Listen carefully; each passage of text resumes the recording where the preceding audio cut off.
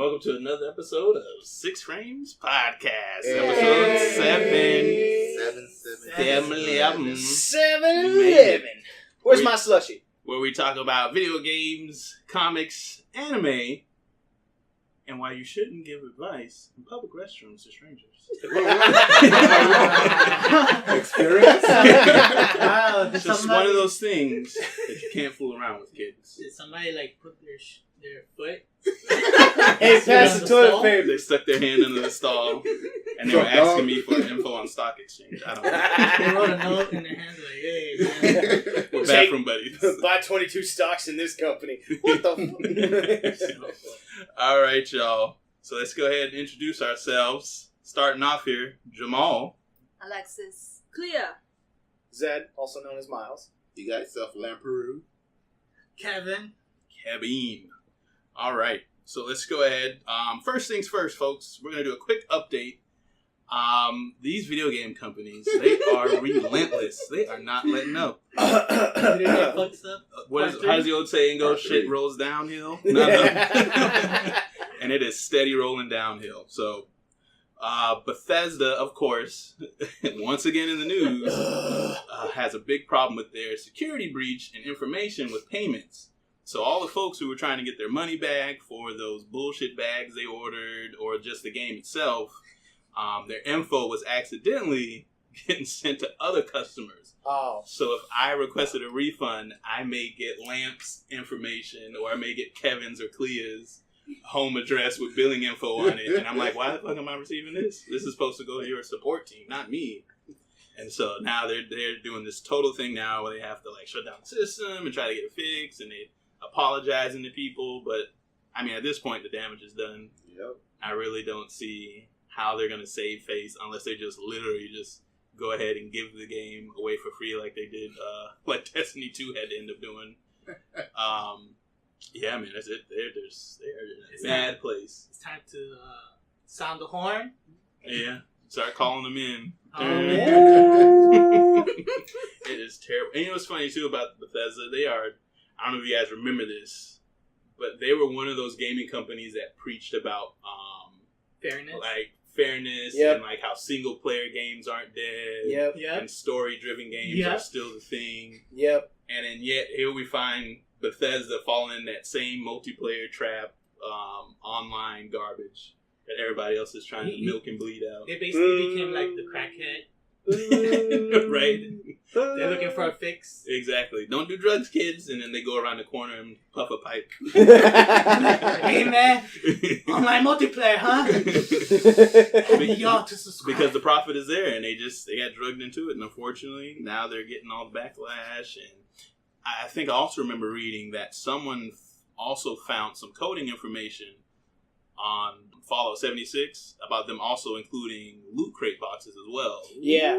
Wow. I think it I was told going to you be about that. this lunchbox thing or something like that they were going to have in the game. Bro, they don't know when to stop. It's like they're literally doing everything possible to just ruin it and then hand it to you.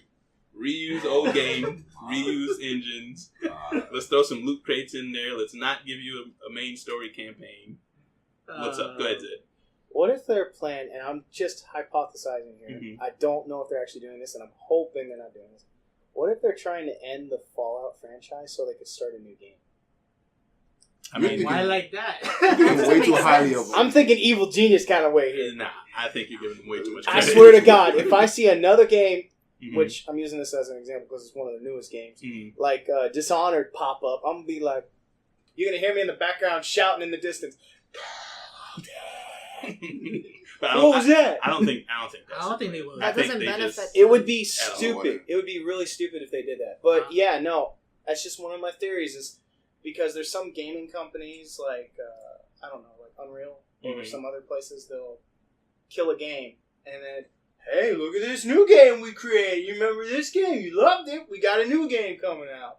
They can do that without murdering the previous franchise. I know, but a lot of companies are starting to do that. Cough, cough, cough. 343. Yeah, they're self. They killed themselves. They killed themselves. They straight up sabotage themselves. But besides Bethesda, I'm also going to throw under the bus with them Capcom Yep. Long They never time. learn. They never learn. It's like Capcom is like that stepchild that you want to see succeed in life, but then they keep doing stupid shit that makes you beat them. No. Capcom was more like Capcom was more like the nice friend you knew In high that school? later became a crackhead. Crackhead once again. They're right behind the corner with Bethesda smoking that Exactly. smoking that pipe. Exactly. It's like the trailer for Sherlock Holmes. Y'all want some meth? Right. No, he's like heroin. right at the Treyarch trap. Oh, that low blow. That's right. Right to the gut. And so what's going on with Capcom is that what they're doing, which is very sleazy, is now they're going to start putting in-game ads into Street Fighter V.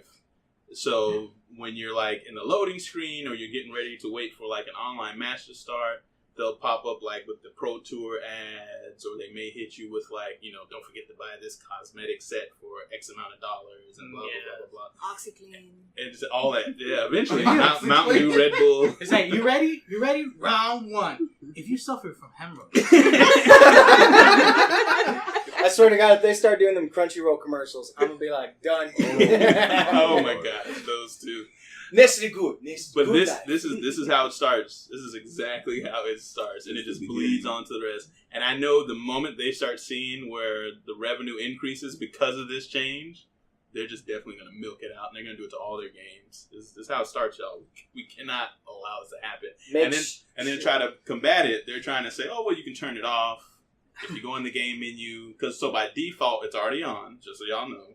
So you don't get a choice in the first hand anyway. Boo. After you done spent your $60 on this game, now they're going to go and ruin it for you. Boo. And then if you turn it off, they're going to punish you by not giving you the full amount of fight money you would have gotten if you left it on. Wait, what? So now you're getting Whoa. reprimanded for turning off the ads. Because if you leave the ads on, they'll give you a few extra points for fight money. But if you turn it off, now you don't get those extra points. You just get whatever the base points are. So that's kind of the give or take with it. Like, oh, just leave it on there so you get these extra points. Or you take it off and not get them. Yeah. What are they, Come a on, fucking really? app? So me personally, I'm boycotting Street Fighter V. God. I refuse to touch that game as long as they're going to be doing this. Until they decide to say, look, we're sorry, it was a terrible idea. We're not going to add it. We're going to pull it off. No, Spank on the hand. Don't do it again. No, what they're gonna do is release the Ultimate Edition, or the Super Edition of the Ultimate Edition, and that's gonna have everything fixed. There you go. Which will come out another year when they bring back Street Fighter 6. Right. Turbo reinvention.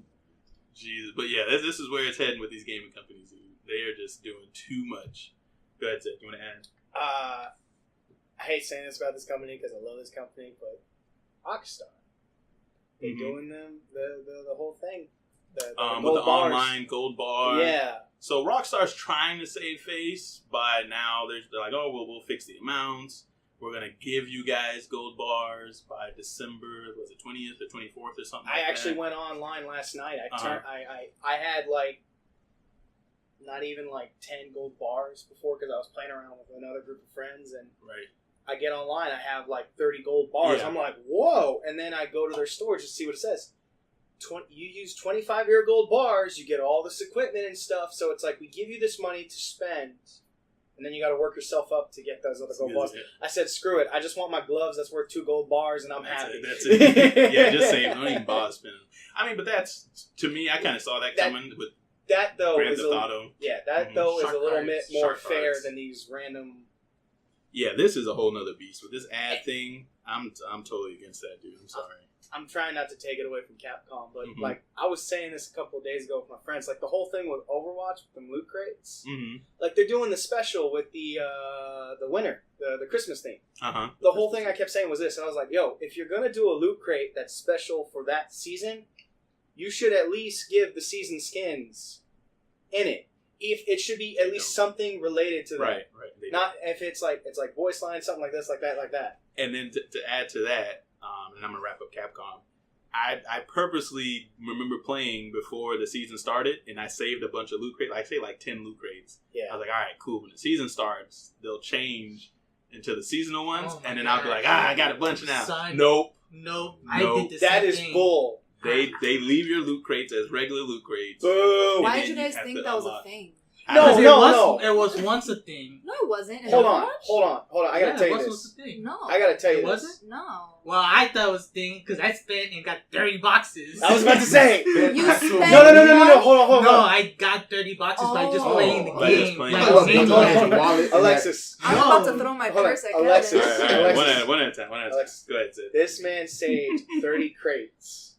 30 freaking crates. He just kept, and that was the last time I was over. That was a week before the new season. Mm-hmm. He got 5 more. So he had 35 crates expecting to be this new season thing. Nope. Nope. But you know what?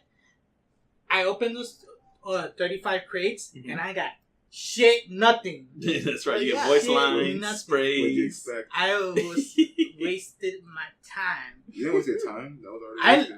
And was Bro, the- I prestige once to get those boxes. Jesus Christ. I don't care about Was- that shit. Kevin, was it still when they were still allowing duplicate sprays and skins, or no? No, Okay, so they already had stopped it by they then. already stopped Okay. it like that. But So still, this year- So but they I fixed didn't get any money either. So I didn't have a lot of money. And it's like, what's the whole point of this shit? I just play the game. Go I ahead. just Sid. made- So they Go fixed the ahead. duplicates. They fixed the Yeah, Yeah, duplicates. no, when you okay, get the 'cause duplicates, that shit you sell pissed it. me off. That was fixed a long time That- ago. That's fixed a long No, time. it must have happened when I stopped playing. You know, Red Dead, and I've been like, hey, Red Dead, yeah. No, I mean, like, No, way long before time Red It was Dead. way before that? Way Okay. before. They fixed that way Well, before I Red guess Dead. I wasn't playing it then. No. I'm sorry. But yeah, no, No. that annoyed me. When I first started playing and that started happening, I'm like, what the hell, man?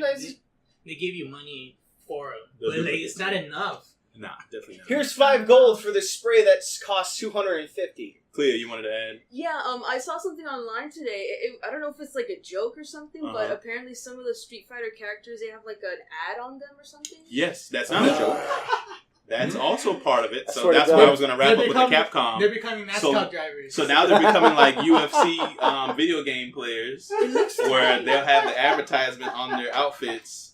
So I don't know if you guys ever played any UFC games where they have like on the belt it may have the company that sponsors them, Yeah. or in NAS- the ring it or may NASCAR. have, or NASCAR, or any sports game, FIFA They or wear them NFL or skin-tight NBA. boxers.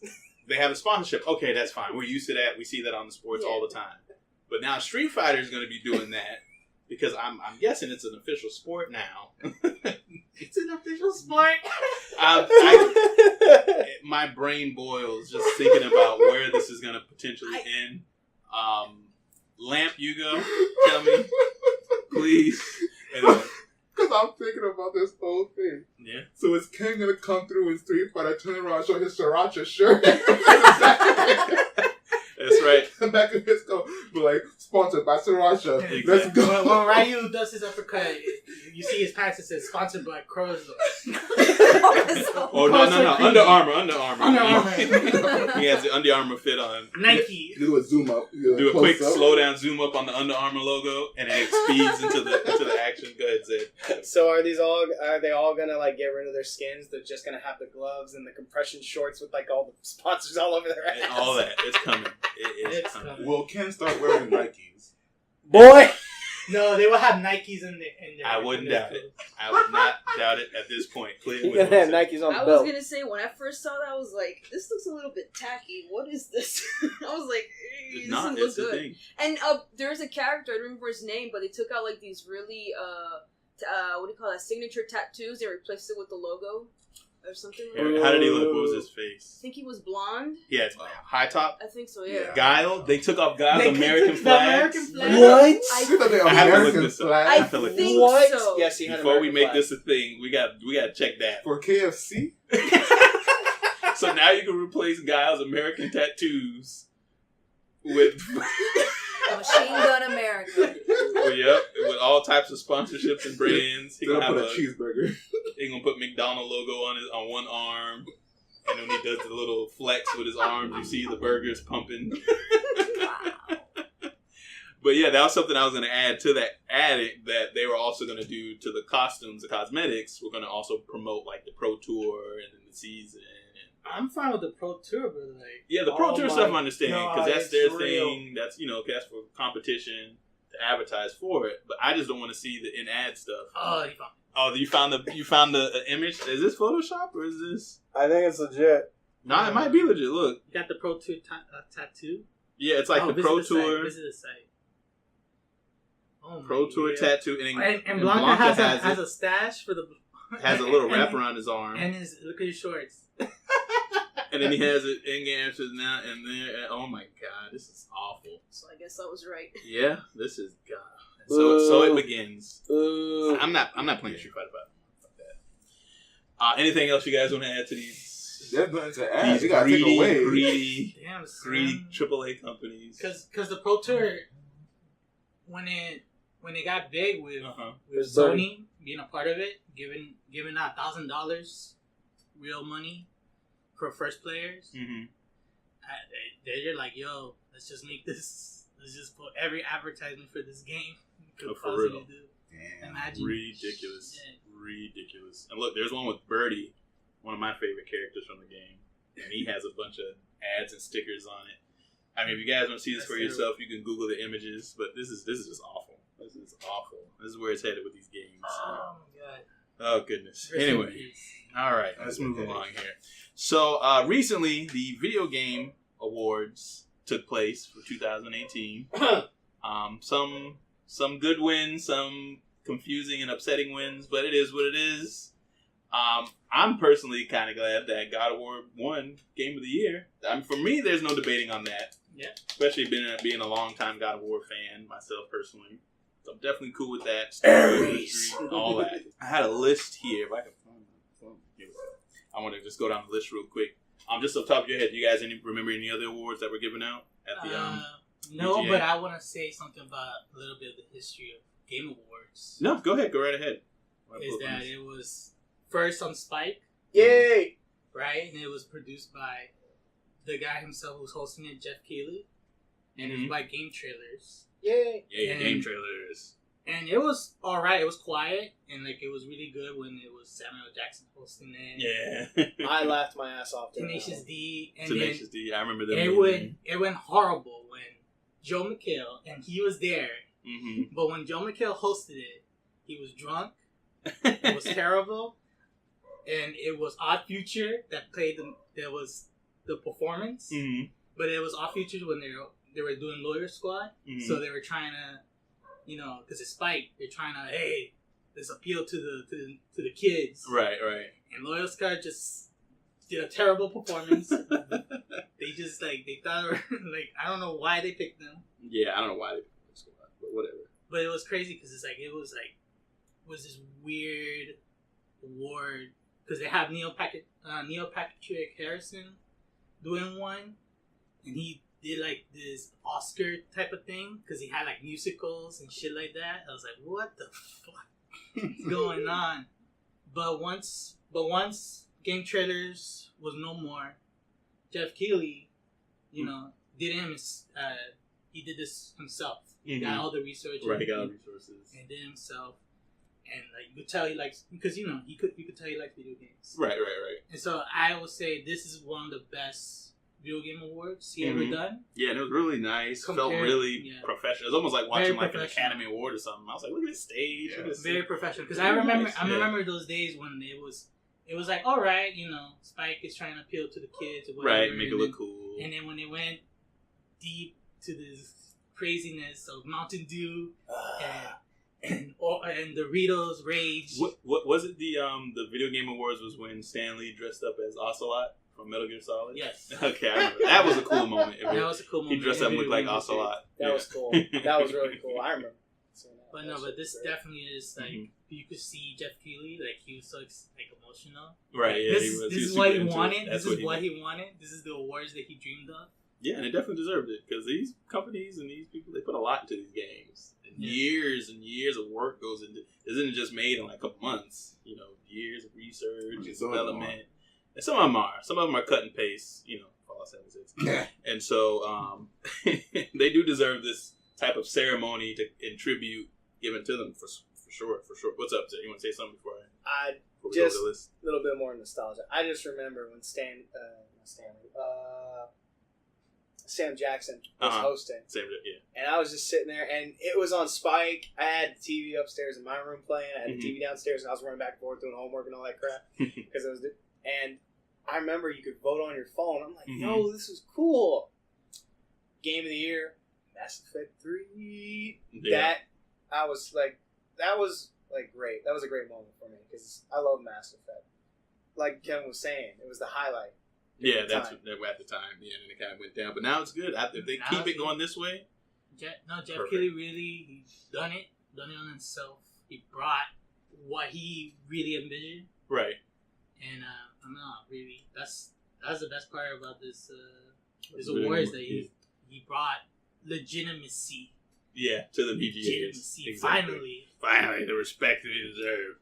Let's go to the list here. All right, so just real quick, some of the awards that were won. Alexis, you want to run down the important ones? All right, so multiplayer game was Fortnite. Skip. Too late. Well, skip. Yeah, but think about it. But what came out this year that would have beat Fortnite? Overwatch? Yes. Overwatch came out 2 years ago, my Overwatch friend. isn't new. So. I know, but it was also part of the... You're right. Happier with Call of Duty than that game. That's true, but again, people are voting. I mean, Fortnite's huge. I personally don't care for it, but a lot of people do. Your miles might vary. All right. Independent game, Celeste. Okay. Celeste. Fighting game, Dragon Ball FighterZ. I mean, Smash didn't come out, so... No, it'll get it next year. It will. It'll be next year. It came out too late. Honestly, it just came out too late. That's what it was. I know. Yeah. Sports racing game, Forza Horizon 4. Yes! Of course. Role-playing game, Monster Hunter World. Oh, exactly. Nice. Exactly. That's what I'm talking about. Family game, Overcooked 2.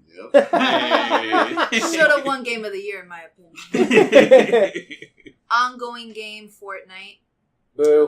Narrative, Red Dead Redemption 2. Okay. And then, nice. I don't know, a couple other ones. Action Adventure, God of War. Okay. Yeah. And then Red Dead Redemption 2, what they get? The score soundtrack. Dude, that soundtrack is amazing. If you just go on, if you buy it, you go on. Well, I always listen to before I buy an album. Go on YouTube, listen to the whole thing. The thing is amazing. No, it is. I did the same thing too. That soundtrack is better than the first one. Yeah, that's why they played it in the awards. They put money in that soundtrack. They performed it at the awards. The song from the game. They put money in that soundtrack. They definitely do. That's always been like Rockstar's thing when it comes to like music and audio. Especially when Max Payne 3 came out, I pre-ordered that thing. I got the whole soundtrack. I'm like, I can't understand that one Spanish song, but I love it. All right. Next here, we are going to cover the new Captain Marvel trailer. So just kind of add on to the first one we saw a while back. With this one, it goes punching the lady a little bit more in depth. So now she's not only punching the old lady, but they straight up kung fu action, flipping in the train. It was like a subway or train they were on. She was jumping over the wall, did like a heel kick. I was like, God damn, she got some skills. This granny got fighting skills. Yeah, but definitely a scroll. I mean, they definitely showed that part, and we got to see the scrolls a little bit more in that trailer. Yeah, they look good. Yeah, they look good. I was a little worried. I was like, how are they going to do these scrolls? But they translated them well from the comics to the big screen with most things that they've been pretty good with. Go ahead, Tim. So you thought they were going to look like these wrinkly old grandparents looking? Yeah, because they have those little. They have the Thanos chin where they have the little lines. If anybody that reads the original comics and you see the scroll, they have like the little lines. And they got the curvy chin. They got the curvy chin. Yeah, they look like hobgoblins kind of. But yeah, and what else they showed in the trailer that was really that they added on that was cool? The armor set for Captain Marvel. She had the little war mohawk going on. That was dope. I like that part too. They got to show the shot where she was flying through space and using her abilities. That part was cool. So yeah, I mean, with the second trailer, it's giving us a little bit more. It's a little bit more, but I felt to me it was a little kind of a little boring because it's like we already saw this trailer already, right? And it doesn't really help us push. It doesn't really help push this movie's momentum for the next movie that's coming out. You think the same thing too, man? Yeah, that trailer was sort of boring. me. Like it didn't really hype me up like all the other trailers that I've seen. Right. Like when you watch a trailer, you would know when you get hyped up. Right. Like, oh my god, look at it! But it was just like a okay. Yeah, right, cool. Green Lantern. Would you want to say something there? Well, kind of what Lamb said, it kind of just rehashed a good portion of the trailer. But cool thing was, they were showing how she, quote unquote, got her powers. I thought that was cool, just that little quick bit.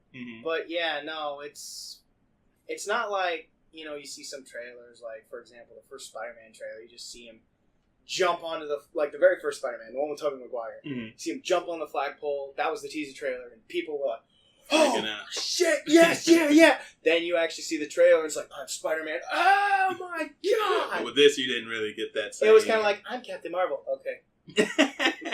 Well, I mean, we're still going to give her a chance. Clea, how'd you feel about the... I mean, I like the trailer. I like the fact that it actually kind of explained a little bit more, but not give away, like, the whole entire plot of the movie. That's always good. I think the part that hyped me the most is when she was in space with the armor. I was like, damn, this is really cool, bro. I can't wait to see that in Endgame. That's next. We'll talk about that next. Alexis, the trailer for Captain Marvel. I like the cat. The cat. When Nick Fury was petting the cat. Oh, at the end of the trailer, Nick Fury got distracted. So Carol Danvers is trying to lead him somewhere else in the facility, and then he just stops and starts petting this little orange tabby cat. And she's like, "Hello, can we move on?" He's like, "Oh, there's a cat here. I'm just playing with the cat." That's the reason I'm gonna go see the movie. She's gonna pay $13 to see one cat. That's right. Do one thing. Yep. Appear. Get pet by Nick Fury and then never be seen again. Correct. What if the cat is like a scroll? You just described my dreams. What's the cat with I'm waiting. I was waiting for that. I was going to say there are fan theories of this cat being a scroll. Oh, like he's infiltrated. Still cool. I think that would be cool because, kind of throwing back to John Carpenter here. It would be cool because it would be kind of like a thing. Like the movie The Thing kind of creature. Because remember when he took the dogs? Yeah, he took the dog. Yeah. I think that would... Honestly, if they did that, I wouldn't be surprised, but I think it would be pretty cool. If y'all could see Lamp's face right now. He's looking in the veranda. He's just staring out there in the distance. The amount of... He's playing right now because I know he wants to see that cat too. And now he's giving the death stare. All right. Next thing. We're going to move it along, Lamp. All right. He's nodding his head. It's a boring trailer, but it's going to be a good one. But it has a cat. It's gonna be a solid movie. Might. And it's it's important because they have to add her to keep the progression of the MCU and what's going to come. Adam Warlock. Well, we'll see. Because the way Guardians of the Galaxy 2 ended, who was in that chamber? Adam. Okay, we'll leave it at that. All right, and then following that, of course, the Avengers Endgame trailer. I don't know if Alexa will see it because they don't have a cat. It doesn't have a cat. It's not worth my time. It's got a raccoon. But this trailer was the most exciting one. It was very exciting. I watched this trailer at least 7 or 8 times. For a teaser trailer, it was amazing. Because when I think exciting, I think about Civil War's trailer. Like you have everyone. Everybody. But this one is it's so low key, but it's so exciting because you feel how everyone feels. You know how everything went down. Yeah. And then you just see everyone picking themselves back up, getting back together, bringing the band back together, and they decide, all right, we're going to space. We're going to kick Thanos' ass. Team, let's go. Avengers. I'm sorry. Let me derail for a little bit. In the end of, I think it was Civil War. Yes, I think it was. It was Civil War when Captain America talked to the last remaining part of the Avengers. He looked. No, it wasn't Civil War. It was Age of Ultron. Age of Ultron. He got the last group of Avengers after Hulk left and Thor left and all that stuff. He got everyone together. He was like, Avengers? If you don't say this in the movies, please just finish it for me before you leave. Anyways, Endgame, good Lord, amazing, beautiful. I felt everything. I was about to cry. I didn't. I almost cried when Tony Stark was like, I'm about to journey to end and all that stuff. Yeah. Every journey must end. Yeah, every journey must end. That is definitely true. We got Thanos taking his farm. On the farm. It's wunderbar. We're going heaven's harvest moon on us. That's how it stands. Go ahead, Zay. What you want to say? I forgot what I was gonna say. He got me hyped for it. Gotcha. No, but I will say this because I've said this to you guys, and you told me it's a scarecrow. But the way Thanos is, it looks like he has a shrine where his armor is. You guys keep telling me, "Oh, it's a scarecrow." I'm like, it doesn't make sense if it's a scarecrow. It really doesn't. I mean, if you read the original, if you read the comic, yeah, there's a panel where he puts his armor just like that. That's a scarecrow. I feel like he would be one of those people to hang his armor in his house and look at it and be like, "Never again," instead of like a scarecrow, like you guys are telling me. Because his whole thing was he just wanted to get rid of half the universe, so. They don't kill each other off, which he did. But I feel like he would keep it as a memento, like himself, saying "never again." No, well, no, because that's not him. Thanos. That's not Thanos. He don't back and he even said it. He said, "Once I do this, I'm just gonna go off and just be on a farm and watch the sunset. And I'm done. That's it." And he stuck to his word. And in the movie, when he got off the ship, what did he do? He sat down and he watched the sunset. So yeah, this is it. This is what I came for. He saw the little animals come in. Yeah, just like a Disney fairy tale. So that was his Disney moment. Was that still Titan or was that somewhere else? What? That's my question. The planet that he was on. After he did the snap and he walked through the portal to get the hell out of there, was that Titan like he had started farming on the Titan to bring the vegetation back, or was that a different planet? That's a different planet. Do you think it's Gamora's planet? No. I mean, we'll see. We'll see. Know. Who knows what they decide to do with that? But whether he even plays an important role as to where he's farming at and what he's planting. The movie. I gotta point this out there. Infinity War is kind of messed up because in Guardians Galaxy, the first one, they said Gamora was the only survivor. Mm-hmm. Yet, Infinity War, I only killed half. So, did he actually... No, I thought because in Infinity War... Oh, I guess what you're saying. Yeah, when they showed little Gamora. Right, they said she was the only one that survived. Yeah, in the Guardians of the Galaxy, when they were showing a roster of her record, it says only survivor. Only survivor. But then you watch Infinity War, and he's like, I only killed half. So it's like, you see him did you actually kill half? Or did you take out their communication rays to the point where they can't repair them? And that's why they only think she's the only survivor? Or... Yeah, that's why she's the only survivor. Because he kills half, but you don't know if those half survive. They probably died off. That's what I'm saying. So did he destroy their communications? Oh, I don't know. That's all right. Now you're really that's digging something deep in the movie. The lore. Yeah. We need James Gunn. Where'd he go? What's that? Warner Brothers. What'd you want to add about the trailer? How'd you like it? Well, it was very depressing. Number one, when I'm gonna watch the movie, I'm gonna wear all black. Go to a funeral. What do you mean? What is this? The funeral happened last year. It's probably gonna happen again. The funeral was last year. The recap. You need to go in all white because people are coming back. And number two, I heard this is probably I don't know if it's crap, but supposedly there's gonna be a happy ending. Mm-hmm. It has to be, unless they're gonna make it a 3-parter. It's a comic book movie. It has to have a happy ending. Unless it's a 3-parter. I mean, I'm still gonna cry. Yeah. Of course you are. We're gonna be sad everybody's gone. I'll bring the tissues. Alexis, how'd you like the in-game trailer? How'd you feel? How did it make you feel? It doesn't have a cat. Am I gonna waste my money on a movie that doesn't have a cat? It has a trash The cat will probably be in that. Oh my god! Black Panther, he's coming back. There's a trash panda. There's a trash panda. Close enough. Just so I relax Lamp a little bit. I'm very excited for the movie. I'm kidding. I'm gonna go pet my cat when I go home. There you go. She's gonna do it before the movie. Was there anything in the trailer that you're curious about, or you kind of? I mean, no. You saw the other movie, so you pretty much know where it's picking up from. Right. And yeah, same thing for me. Like when I saw it, I was like, oh boy, this is it. They're pulling at the heartstrings. It's been 10 years, y'all. It's been 10 years, y'all. It's been a long time coming. We knew it was gonna come to this.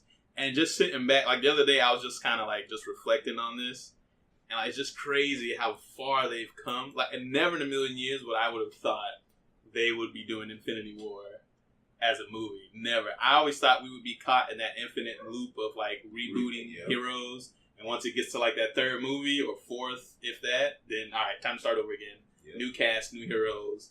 Because we've seen it with Spider-Man. God knows how many Batman and Superman movies. Fantastic Four, trial and errors, and everybody in between. Just errors, just more errors. Right. X-Men 2. And X-Men was worse. Yeah, X-Men was way worse. Reboot to the reboot, and they reboot again. Exactly. And then now, after this next one that comes out, they're going to reboot it all over again, I guess. Oh, but they're going to put it to the MCU, so it's going to be a little bit more, probably more accurate. I'm hoping so. Yeah. We're going to get X-Men in the next phase. I know, right? Hopefully, they do them some justice. So, I want to that's the plan. But back to the Avengers Endgame trailer. But yeah, that first shot with Tony Stark sitting there just kind of staring at his helmet, and he's running low on, like, oxygen and fuel and food and everything else, and he's making the call to Pepper, and he's like, "Yes, yeah, this is it. This is it. This is it, y'all. I don't know where I'm at. I'm in space." You see everybody else kind of pulling themselves together, but one cool highlight, and I'm surprised Zed didn't mention this, was Hawkeye coming in as Ronin now. No, I saw that. Yeah, I know you saw it, but I'm surprised I just didn't want to spoil it. I just didn't want to spoil it. But yeah, man, you saw it. We're talking about the trailer, man. So yeah, so now we got Ronin in there now, which is Hawkeye. You see him with the hood. Ninja Hawkeye. Yeah, Ninja Hawkeye. This is like the coolest Hawkeye of the Hawkeyes, which all you people who said Hawkeye suck, you can suck it.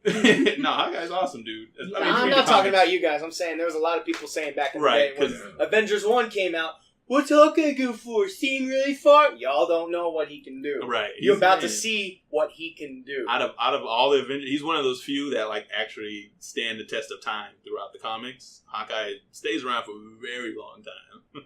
He's one of the few that last even beyond all the other heroes that kind of die off or get sent somewhere else or whatever. Hawkeye's one of those few that last. So that was cool to see him in there as Ronin. And we know he's going to fuck shit up. Because I'm pretty sure his family got eradicated. They turned to the wife and the baby. He's a fuck those arrows. Have some swords. Yes. Comic style. You just see him standing there looking over the rubble, and he just turns his head and looks. I can't wait to see how they incorporate, how they pull him in.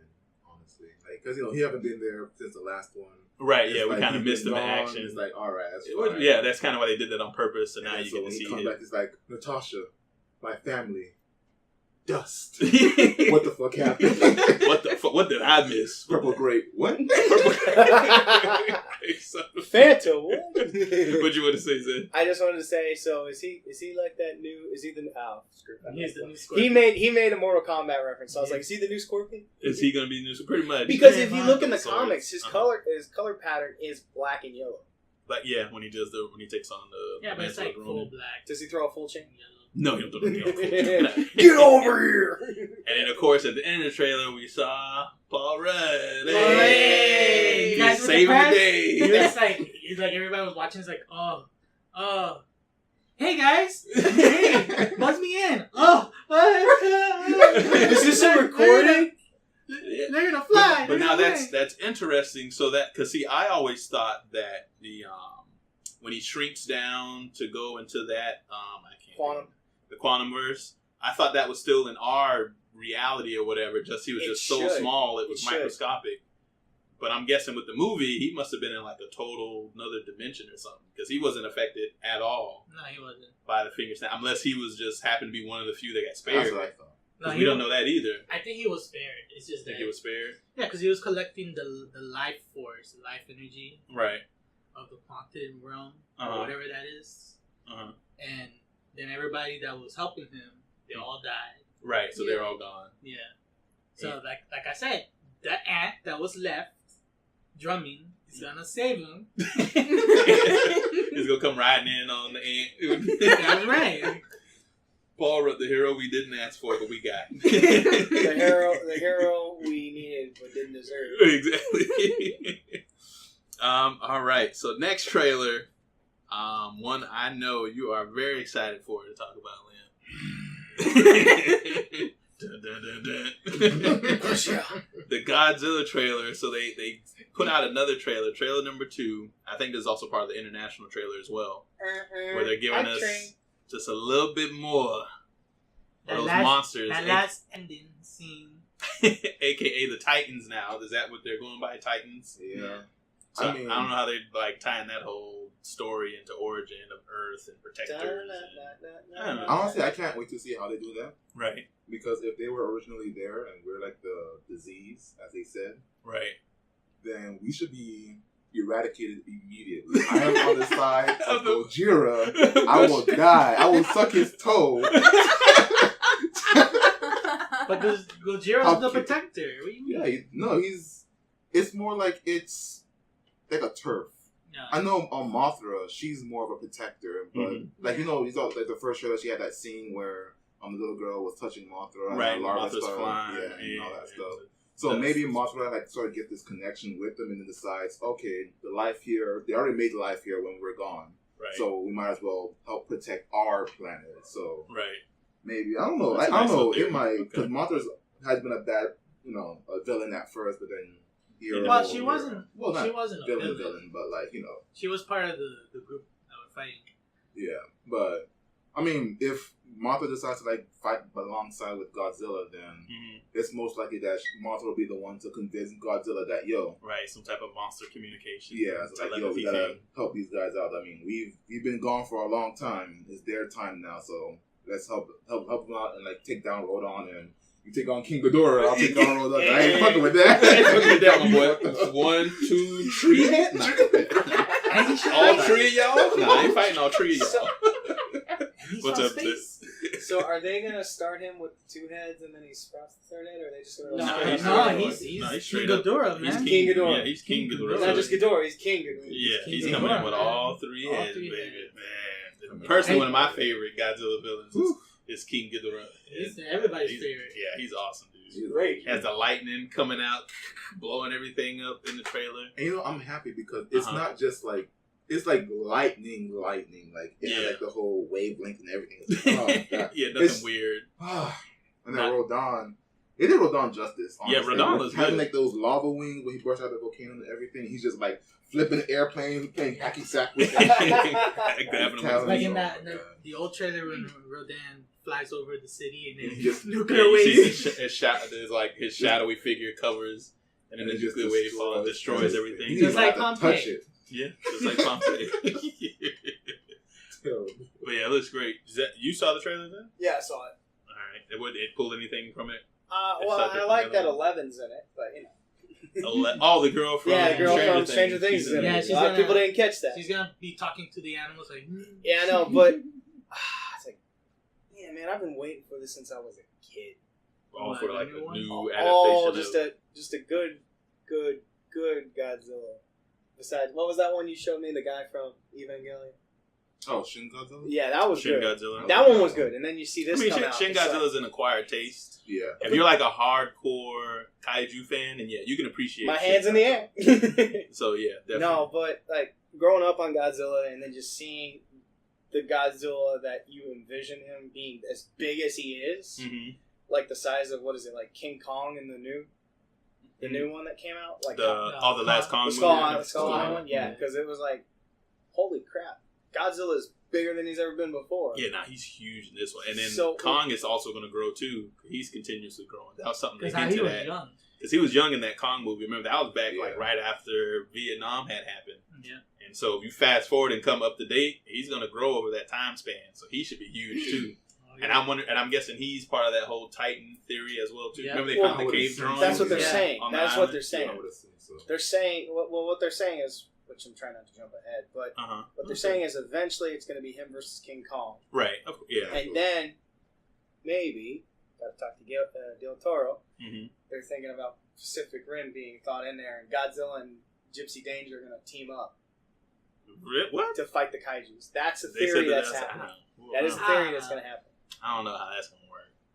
I think it would be cool. There's Kaiju coming in. It's Godzilla. Would you say that?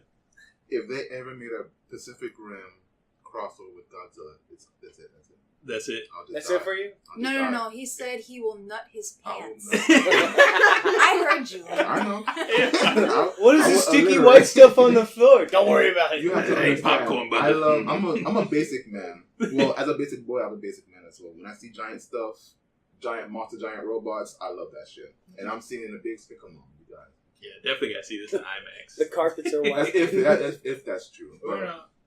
All we know, we're gonna watch this movie on IMAX. Yes, on the big screen. On the big screen with the shaking chair. The D-box. I want Godzilla roar. I want to like go to an earthquake seizure. You want the chair to shake while you're watching the movie. I want to throw me across the room. I want to feel the experience. I want them to turn the heat up when he breathes the fire, the radiation. Toxic. I want to come out with fucking. I Four eyes. Mutated from the radiation. Go ahead, Zed. It's like I walked in to the Godzilla movie. I left as an epileptic. It's so great. Start foaming at the mouth. Clea, you saw the trailer? You saw the second one that came out? Hell yeah. I mean, did you grow up watching Godzilla? I've seen some, I've seen actually a few adaptations of Godzilla, even like a really, really old one. I think I have one in VHS. Oh, I bet it's 2000. No, it's like, I think it's older than that. Oh, okay, good. I got the classic one. I don't remember the name, but I think I have like an old VHS version of it. But like when I saw the trailer, I was like, oh my god.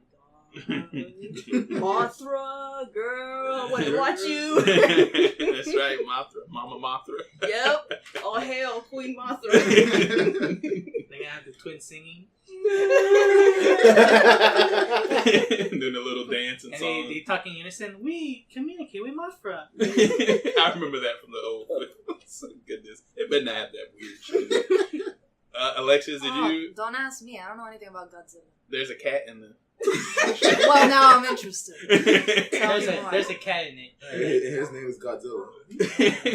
There's a cat named Godzilla. Because if you see the original Godzilla, his face was made after the classic like dragon with the cat face and the nose and the mouth. Yeah.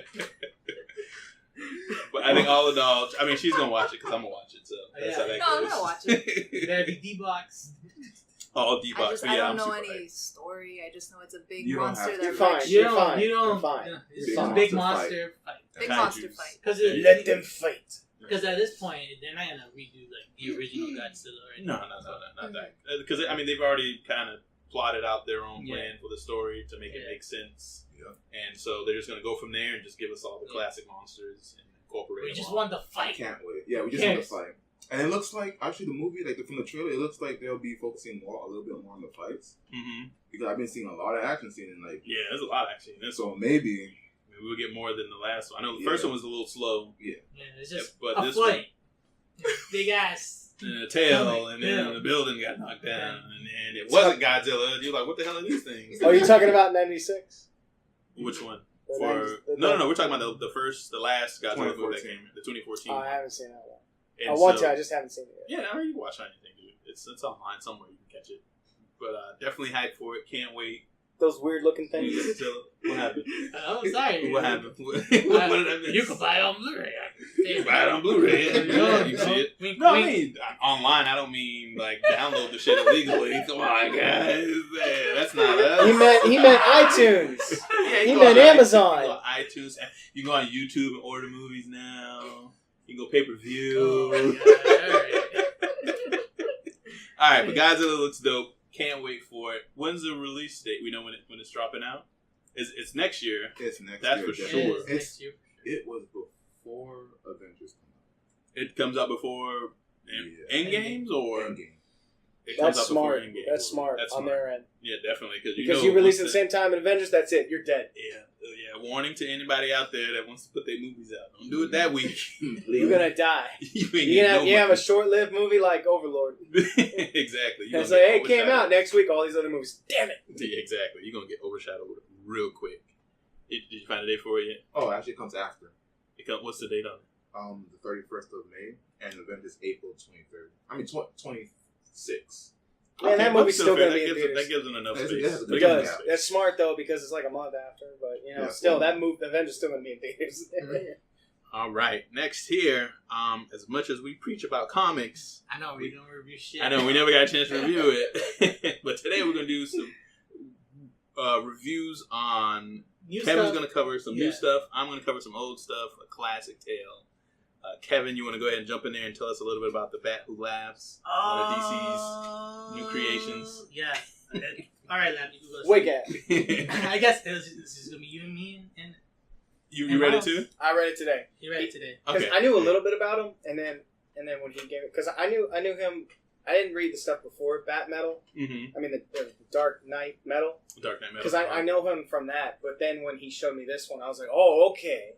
Yeah, so now he's in it. Yeah, so it's pretty much the Bat Who Laughed is from, Dark Knight Metal. Mm-hmm. And now he's getting his new series because he's super popular. Yeah, he blew up with the fans. Yeah, because of what he is. Real quick. Yeah, what he is, he's this generation's Venom. Like I said before. Yeah, pretty much. Yeah. So, well, this is issue 1. It's a mini-series. It's going to come out every month.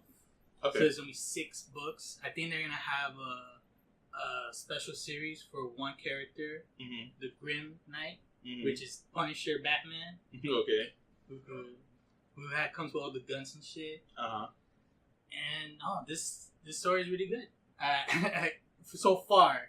I don't want to spoil it if anybody's reading, anybody's going to read it. Mm-hmm. But, it just takes place on one crazy night, and the Bat Who Laughed just appears, start causing some trouble. Uh-huh. That made even Joker scared. Oh, shit. Yeah. Somebody that the Joker's afraid of. Joker's afraid of. Which is rare. Check out. Exactly. So who's writing, who wrote, and who's the artist for this one? So this one is Zack Snyder. Jack Snyder. Who wrote the New 52 Batman. Yeah, Zack Snyder does the New 52 Batman. So he did the Poor Owls. Poor Owls. Great story. The Death of the Family. Great one. With the Joker that cut off his face. Mm-hmm. And he sold it. Right. Yeah. And apparently he's immortal, so that's I thought that was weird when I read that. Yeah, he's immortal. Apparently that's the thing. Anyways, yeah, definitely read. I briefed over it. Actually, I read it real quick before we started, and I'm interested. I definitely want to see some more from the Bat Who Laughs. And like you said, I can definitely see how it's this generation's Venom. Yeah, it's the kind of whole dark ensemble, anti-hero type look.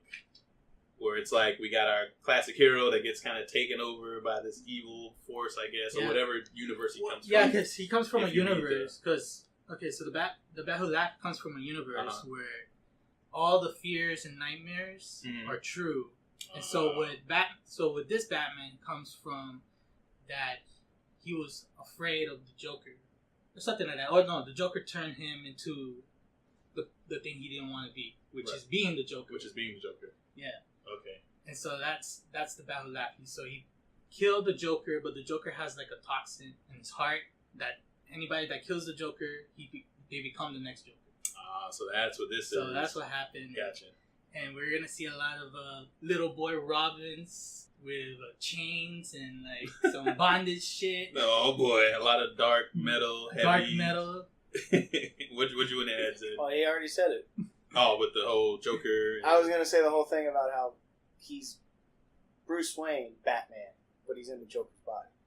No, he's No, in the comic, he actually says he's Batman, but with just Joker. He's not. He has the features. He's Batman in Joker's body. No, he's not Batman in Joker's body. He's Batman. That's actual Bruce Wayne, who is Joker. Oh, okay. So he becomes So kind of like was that video game Arkham Knight? While he was the dream he had when he was having that hallucination. There you go. So that's like the best way to describe it. So super heavy, super dark, all that. I mean, it's only the first issue, so it's not. There's not a lot to review on this. Yeah, I was reading this. I was like, "Yo, where's the Tool music?" There's not a whole lot because it's just starting. And just the thing is, there's a spoiler at the end. Yeah, right. I won't give away. Because I read it too. Because it's very important to the next one. Even though Snyder already spoiled the whole series. Right. He already told what's gonna happen the next issue, the second issue, and then the third one. So, I mean, pick it up. Pick it up. I'm definitely gonna pick up new comics, so we could review more comics. Right. So we're gonna do more the Bat Who Laughs, and then hopefully other ones as well as they come along. Okay. As they come along. Cool. Definitely forward to that. So go to your local comic book shop. That's right. Support your local comic book shop. Yeah. And then for me, I read a classic that Kevin was so kind to let me borrow, and I can't believe I never got a chance to read this, but it was Spider-Man's Kraven's Last Hunt, and this is probably one of the deepest comic book stories I think I've ever read, especially when it comes to Spider-Man. I think it's safe to spoil this. Yeah, no. It's been out for this came out in 1987. This came out in 87? Good lord. Yeah, I think it's 87. 87? It was the 6th series issue that spanning all the books. Right. Because back then they would write comic books and they would have different series like Web of Shadows, Amazing Spider-Man, Spider-Man, whatever, and each book have different adventures for Spider-Man. So this one, they finally just put one series together to tell one big story. That was like the first time ever. Gotcha. And like, what's his name? The writer? Yeah, the writer. J.M. How do you say his name? DeMatteis? DeMatteis. He originally wanted to do this story for Batman. Yeah. So he went to DC. Yeah, I remember pitched them the story, and they were like, "No, we can't do it because they're already doing the Dark Knight. Frank Miller's writing the Dark Knight, so they couldn't do that story." Right. And so he left and went to Marvel and pitched that, and they're like, "We don't have any heroes for you. Try Spider-Man." Okay. And that's what he did, and so he went in and he looked up like, "Oh man, but what villain? Because he can't use what, Dr. Octopus? No, not Dr. Octopus. The Green Goblin. The Green Goblin, because he was dead. Okay. At that time, all the heroes, like if a character dies, they die. Oh, That's how comic book back in the day. Like this Spider-Man, he was married to Mary Jane. Yeah, this Spider-Man's married to Mary Jane. Yeah. So he went in and he looked at the dictionary to find like all the past villains, and he found Kraven, and he was like, "Oh, I'm gonna use Kraven." And so that's why you got Kraven Last Hunt. Yeah, man. I mean, just wow. Like I read all this in like one night. That's how good it was. Like I had to hurry up and get to the end. I mean, with Kraven's character in this, one of the things I really like in this comic is that it's a lot of just the thoughts of the characters. So it's not really speech bubbles what they're saying. They have like these little bars that are color coded for each character, and you're just reading what's going on in their head. So for like Kraven, you hear him doing a lot of like how he's obsessed with Spider-Man, and he was like he was so upset that he defeated him because he always prides himself on the hunt and being like the best hunter in the world and always defeating his prey. And Spider-Man was just one of his preys that he couldn't defeat in the beginning, right? So he got so obsessed over it, and then he starts talking about his family and how they were like pretty much kicked out of Russia. Yeah. And he's part of like this quote unquote, I guess, royal bloodline. Yeah. And then when they came to America, like they were like super poor, and he had to watch his mother suffer because she had mental problems. So she suffered from like schizophrenia and depression. And this was his book is so revolutionary. It was like he was talking about mental health, right? And it covers a lot of mental health issues in this too. I mean, just reading it, you can kind of see like how Kraven kind of just dives into that insanity. He gets so obsessed, like you see him like eating herbs and stuff to make himself strong. He gets hallucinating eating. There's a famous panel where he hallucinates and he's eating spiders. Right, exactly. So he's eating spiders. He wants a giant spider comes out because he wants to be the spider. He wants to become the spider so he can hunt the spider. And so, and it's crazy. And then it flips over to Peter Parker, and you see him doing his, Spider-Man thing. And everybody else going through their daily routines. And then finally, Kraven eventually catches up to him. And he's like, this is it. This is my moment. I have to defeat you. And what he does is he does this like psychological damage to Peter Parker, where instead of just straight out like beating him up and like just defeating him and killing him, he drugs him, buries him alive, and then he becomes Spider-Man. So now you have Kraven the Hunter running around New York pretending to be Spider-Man. Not just any Spider, a superior Spider-Man. He called himself the superior Spider-Man. Yeah, this is way before Doc Ock became the superior Right, Spider-Man. way before the Doc Octopus story of Superior Spider-Man. And even though the art style remains the same for the character design, you can just tell it's different because he's very menacing. He's like very hulking when he stands up. And so, Spider-Man always has that slouching position where he's crouching down. He's not like that. He's very prideful when he walks around as Spider-Man. And he just starts beating the hell out of all the bad guys to the point where they're pretty much dead. And like even there's a shot in here where Mary Jane's about to get pretty much molested by these two guys that come across her in the street because she's very pretty and like, hey, come here, redhead, and they try to because she was looking for Peter Parker, right? And so when Kraven shows up, she thinks, oh shit, Spider-Man's here, and she knows it's Peter Parker because they're married at this point, and he just jumps right into it, and he just starts beating the hell out of these two assailants, and while she's watching it, she's like, this isn't Peter Parker. She's like, nah. He doesn't do this. Like, why is he damn? And she literally had to tell him to stop. She's like, yo, chill. Like, don't kill the guys. Kick their butt, but you need to, like, relax. And he's like, he punched one guy into a wall and, like, broke his face. That's pretty intense. And then he just kind of looks at her and takes off. And she's like, nah, that wasn't Peter Parker. I don't know who that was, but that was not my Peter Parker. And it just carries from there. And then there's another villain that's in there called Vermin. He's this mutated, like, rat guy. Yeah. Who, in a previous comic book, almost defeated Spider-Man and Captain America. And so, to Kraven, he's like, if I can defeat him by myself, I've already shown that I'm a way better Spider-Man. A superior Spider-Man. I'm a superior Spider-Man than this Spider-Man. And so, he does it. He baits him. He gets Vermin. And then, while that's happening, Peter Parker eventually rises inside of the grave. And this is already like if you're reading this like a rare comic book, this has already been like 3 issues in. You don't see Spider-Man anywhere at all in the story. Like for three issues, you don't see Spider-Man. I mean, at this point, if you were reading this when it probably first came out, you'd be like, damn, they really just killed off Peter Parker. And this guy's going to become the new Spider-Man now. Because for 3 issues, you don't hear nothing, you don't see nothing, no panels, no images, nothing even alluding back to the graveyard that he's at. He's just done. He's in the ground. Goodbye. But on issue 4, that's when you see him rising out of the grave, and Spider-Man's fighting to survive. Because one of the things that I think Kraven kind of underestimated is that he's not Spider-Man first; he's Peter Parker first. So it wasn't like he was born with these gifts; he just got these gifts later on in life. And so that drive, being Peter Parker and wanting to see his wife Mary Jane and Uncle Ben and all the lessons people in life taught him, that kind of helped bring him out of that state of being, and he fought out of it. And yeah, he comes out of the grave. They end up getting into it, and well, I want to spoil that. Well, you can spoil the ending, but like the way that Kraven got Spider-Man, that was how he baited him with Vermin. Baited him with Vermin, and then and like realized like, oh, there was nothing. He already won because he already defeated him.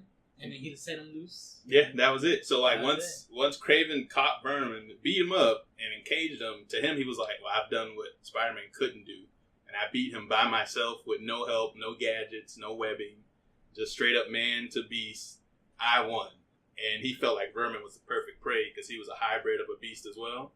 And so once Peter Parker showed up as Spider-Man in his suit, he was like, it's pretty much it. I'm done. Like, there's nothing left for us. He even let Vermin loose. And he was like, you can either stay here with me or you can go catch him because, like, I have no need for you now. And Peter Parker's like, well, like, he's conflicted because he has that obligation as a hero. Like, I just can't let Vermin go because he eats people. He literally runs through the city and, like, he murders people and rips their faces off and all that shit. And there's a panel where he grabs a lady to the sword and eats her. Yeah, pulls her down and chews on her. And so Peter Parker's like, all right, I got to go stop Vermin. Don't you go nowhere, Kraven. I'll be back for you. Ping! And he just swings out after they done doing their little banter.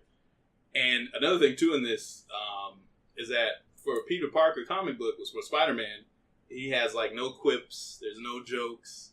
He's not funny. I mean, he has one little line that he says, and then even then, he's like, man, that was awful. He's like, am I still trying to tell these quips when, like, someone's life is in danger? And he kind of just throws it to the side.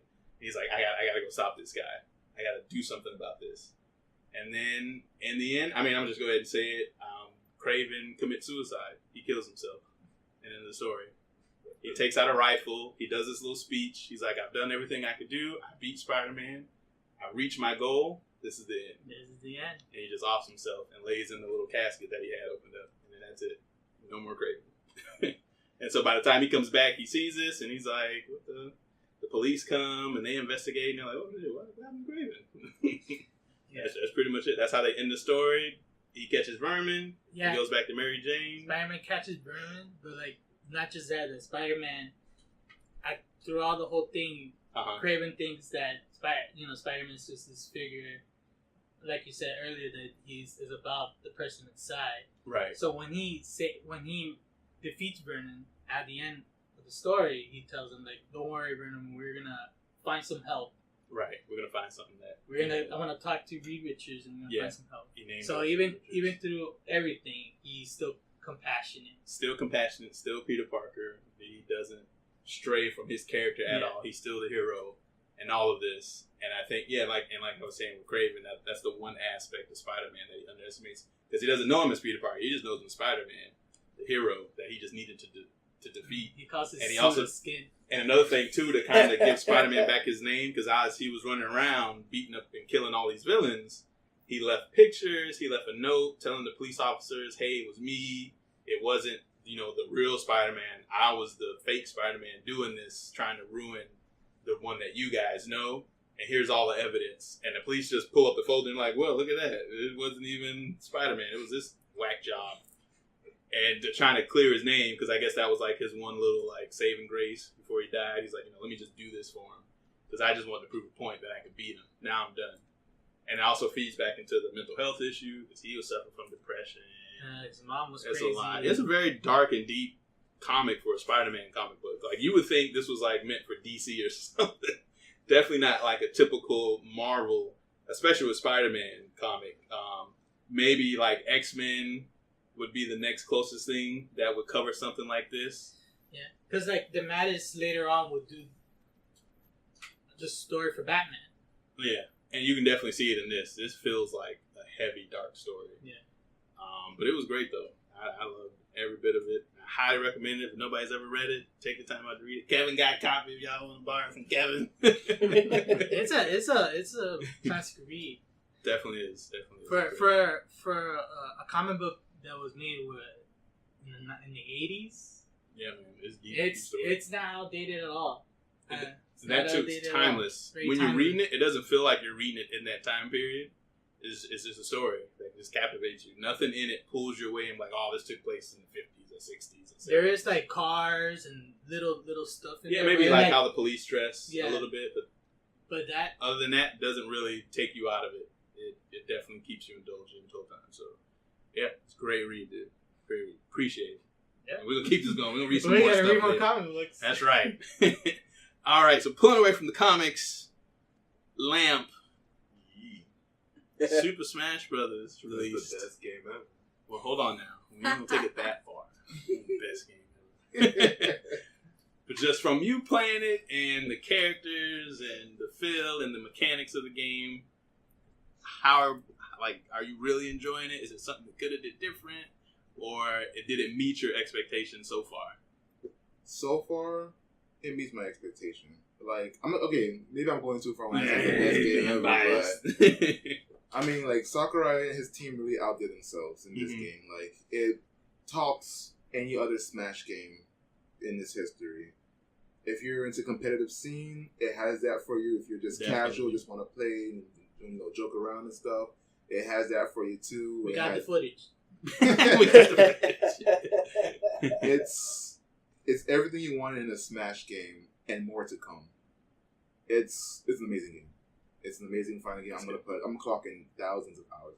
You can already see grinding, getting better, trying to go into that top tier, the elite area online where Sakurai specifically made for like the best of the best. Oh, for real? Yeah. So if you're good enough and you made it in there, you're pretty much not at Evo level, but you're pretty good in your standards. So that's what I'm aiming for. It has a lot. That game has a lot. It's huge. It feels like a game meant for more than 4 people. Like, it's not meant for just one person to play the whole thing by themselves. Right. Because it has it has a single player story mode and classic mode, but it also has like Tourney. It has the Squad Strike, the Smashdown. It has online, co-op online. Oh, okay. Co-op online, that's cool. It has a whole bunch of stuff to do, and it's like it feels more of a party game than a fighting game. And even though that's Sakurai's intention from the beginning, it was always a fighting / party game. Like, bring people together, sit down, play, and enjoy the day. It wasn't really meant for competitive, but when people turn to competitive, it's like, all right, I can make them happy too. So right, I gotta please the competitive players. Make the best of both worlds, and yeah, we have the best Smash Brothers game to ever come out. So for the history of ever. For somebody who's like never played Smash, if they were to just jump into it, are the fighting mechanics pretty easy to get into it, or was it like very complicated? No, it's pretty basic. You know, it's if you ever played a fighting game, you know the objective. Except the objective in Smash Brothers is to knock your opponent off the stage, right? Whether it's up in the ceiling, onto the sides, or let them fall to their deaths. You don't have your health bars; you have your percentages. So like the more percentage you rack up, the farther they launch. So the whole goal is to like pretty much damage your opponent and knock them off the stage, right? And then, like, you know, sometimes you have your items to help you out. You have assist trophies, you have Pokeball, you have items for, like, various game titles. You have the Starman, you have the Killing Edge, you got the bombs from Star Fox, you got the other items from Metroid or Star Fox. Pokeballs, you can call Pokemon. Yeah. So, the controls are pretty basic, too. You have your regular ground move, you have your neutral B, you have 4 and different directional attacks, too, and it's not complicated, but like over time when you keep playing and you know training and everything, right? It gets easier. You get more familiar with it. You get to understand how the controls work, and depending on you, you could either take it to the next level, start learning how to tech, to shield, to like side dodge, air dodge, control your spammings and everything. Like, you know, just go into a fight, but not just staying in the sideline and just throwing everything out there to see what happens if you win or not. So it's more of when you get into it, you'll get your ass kicked, obviously, but once you get used to the controls, you'll start learning. You'll understand, like, oh, you can't just mash buttons, right? Like everything is pretty precise. Like if you want to move forward and punch, move forward and punch. If you want to side dodge and punch, grab, throw up, grab, throw down, charge or smash attack or whatever. It's up to you how you want to play the game, honestly. And that's what's great about it. Awesome. Smash Brothers. What do you want to add to it? Just letting you know as well, Lamp. I read online that if you play the OG characters, you can unlock all the other characters faster. So if you stick with the original roster, like Mario, Metroid, the OG characters, okay. like the first Smash characters. Pretty much, if you start off with this, if you like continue using the 8 characters that they give you in the starting roster, so that's Mario, Donkey Kong, Link, Samus, Yoshi, Kirby, Pikachu, and Fox. So if you just continue using those 8 characters on, you know, like in like the brawls or battles or whatever, and you just use them only, then the new characters will start popping in more frequently. Okay. So I guess I mean, if you want to do that and like, you know, just unlock all the characters immediately, yeah, go ahead and do that. But I found it more fun to like, you know, like when a new character comes in, you're like, oh, I want to try this guy, and then they continue playing with them until another character comes in. You're like, oh, I'm just learning how to play this guy, and then you go against that character, he whoops your ass, and you're like, God damn. So, you're all the way over there. What happened? We had a lot of good times playing that game. So yeah, Smash Bros. So who's your top character? If I was to go top 5, well, I'll go top 3. Because I have number 3 would be Pichu. With Team Aqua Skull, with Team Aqua Hat, because he's adorable and for some reason he's a beast. I don't know why.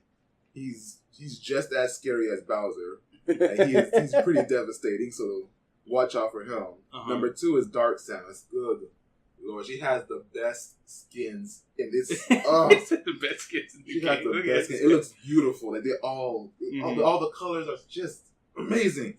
And number 1 is the blonde boy. Lucas himself from the Mother series.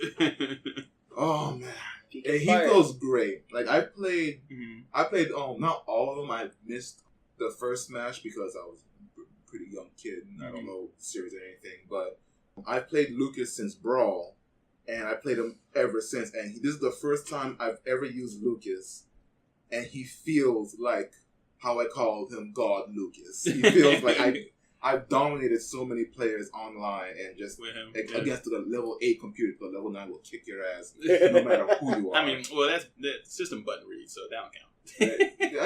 It's still like if you could manage to get a win off of them, then you're right.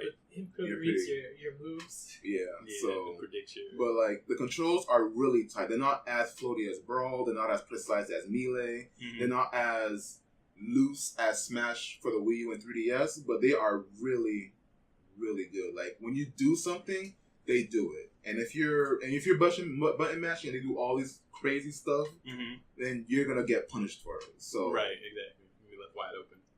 So yeah, it's a really good game. So just. Like, once you get your character, once you know how you play, because there's heavy characters, light characters, and all that stuff, once you know, like, how you like to play, whether it's spamming or, you know, like, sharp punches and everything, when you find your character, I'm sure you'll easily, like, make it up there as a really good Smash player if you just, you know, stay there and, you know, continue practicing and all that stuff. So, I recommend it. Definitely. It's a 9. I can't give it a 9.5 because it does lack a few things. Like, one of the things that it does lack is one of my favorite music tracks from the Mother series, which is Smiles and Tears. Hold on. You're giving it a lower rating because it doesn't have one song? I mean, no, it's just this bad. It's just like I don't feel like it deserves like a 9.5. Like, there's still a few things that feels like the online. It's like right. Well, they said that's been an issue. Yeah, because like when you're fighting online, like in the past, like in Smash 4 or 3DS and Wii U, when you go online, when you want to do like competitive Smash, there's a mode for competitive Smash and only competitive Smash. And it's like, alright, you just go in there, do competitive Smash, and that's it. Go on with your life. But here, it's like you do a quick play, and you set your preference rules. So like if you want to do like 3 stocks and Battlefield and Final Destination, like no hazards or anything like that, no items. And you get that sometimes, and then sometimes they go with their rule set.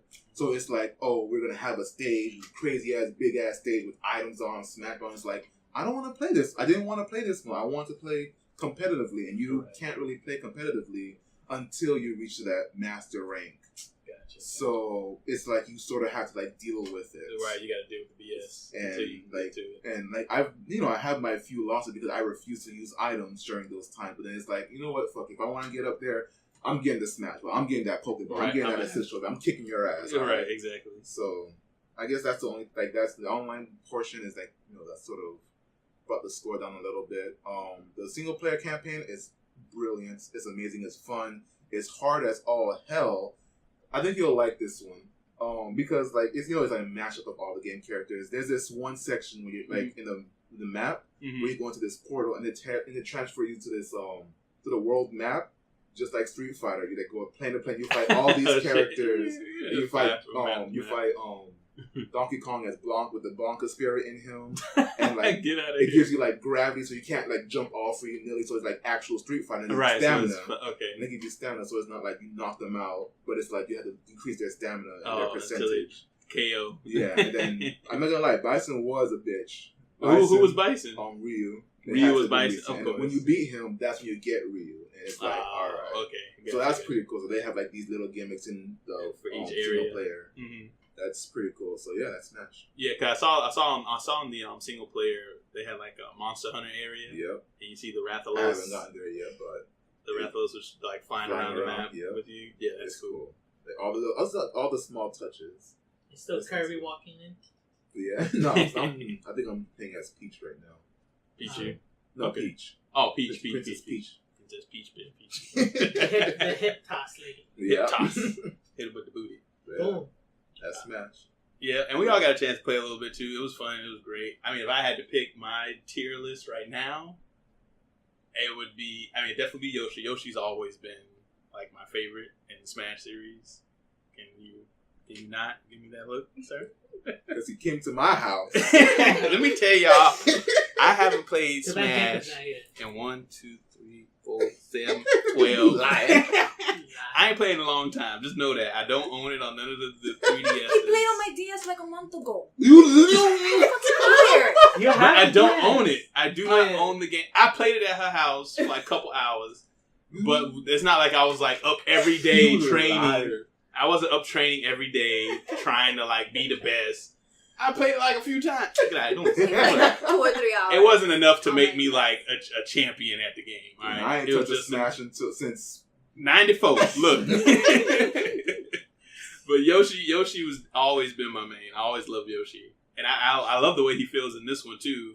I like the way he handles. Mario also was one of my tops, but I don't know. I don't care for him too much. Something about him, he's just too, I don't know if he's too light or with some of his moves. I don't know. Maybe I just need to play him more to get a better feel for him. That's all it usually is. And then, of course, K. Rool, the new guy on the block. He's S tier for some reason. He is S tier. And Ganondorf is also another one of my faves from the Smash series. So that would probably be my top three: Yoshi, Ganon, and K. Rool. I always like the heavy hitters. I always like the tank characters. And they hit hard. I was watching a video on YouTube of some guy playing K. Rool, and son, the moves he was doing, he literally had a 3-hit system that he was sticking to, and he was KOing people left and right. He would grab, do the throw, follow with the crown toss, and then jump off the stage, and he would either suck him with the cannon, and shoot him to the edge, or he would do like the neutral hit, where he would like do like a heavy overhead punch, and send him down to the ground. No, that's actually back air. Oh, that's a back air? Okay. Yeah. I didn't know because it didn't have the button command. I just saw him do it. Yeah, exactly. Okay, so that's the back air. And and he would just send him down to the ground, and that was it. And he was doing that on like a ton of people and winning matches left and right. Disgusting. Whoever plays King K. Rool, you're disgusting. Thank you. I will be disgusting. Papa K. Rool. Pimp Daddy K. Rool. Go for that Bowser. Bowser's another one too. I like Bowser. Scary now. He's way scary. And he's fast he's too. He's faster. He's light. He's not lighter, but he jumps pretty high. The drop kick is crazy. Really hard. The drop kick is the most devastating shit. If you get caught in that, just drop your controller. It's a wrap. It's done. No matter what your percent is at, you're gone. You could be 0%. He's still killing you. Send you off the screen. And then Ganondorf. I don't know what the fuck. Now, I haven't got to touch him yet because when we came, you hadn't unlocked him. I haven't unlocked everyone now. But I haven't got to play Ganondorf yet on this one. How is Ganondorf? Ganondorf, I haven't played him, but he's ridiculous. He will kick your ass. He's ridiculous. That's right. The sword, the add-on with the sword with his up smash and his down smash and his side smash, it's the most broken tool. It has such a large range. It's like, right, kind of like Ike though, right? Huh? Because Ike has that. Yeah, Ike too, but like his for some reason hits way harder.